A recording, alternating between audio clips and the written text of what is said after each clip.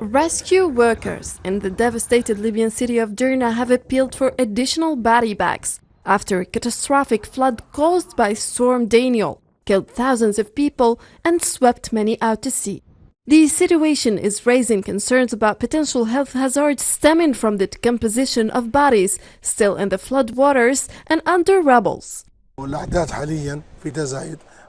Numbers of deaths, missing and displaced people are now increasing. The current situation is catastrophic. It is a tragic disaster. All numbers are increasing. I think that the number of deaths has now exceeded 10,000 or 11,000 people. The number of missing people reached about 20,000. The number of displaced people currently in the Red Crescent and Scout shelters is around 3,000 people, distributed on 6 or 7 shelters around the city. The supplies are arriving and have not stopped. However, the disaster is bigger than the amounts of supplies.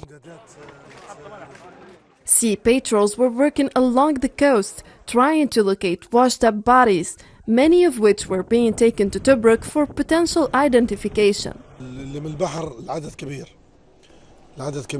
There is a big number of bodies in the sea. There are around 2,000 bodies in the sea, and because the weather is now good, we still see there are bodies in Shahat, Martuba, Marzam because of the strong winds blowing that night. This is what we saw with our bare eyes. We were at the Red Crescent airport and the force of the wind was strong.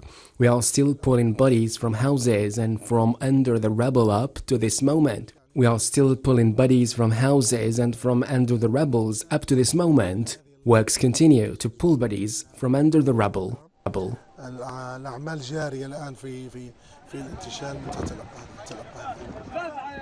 Hundreds of people were all buried together in one grave because it was necessary to burn all the bodies in order to stop the spread of illness. Residents of Derna have been clamoring for the construction of a new field hospital because the town's 2 existing hospitals have turned into makeshift cemeteries. Of Derna have been clamoring for the construction of a new field hospital because the town's 2 existing hospitals have turned into makeshift cemeteries.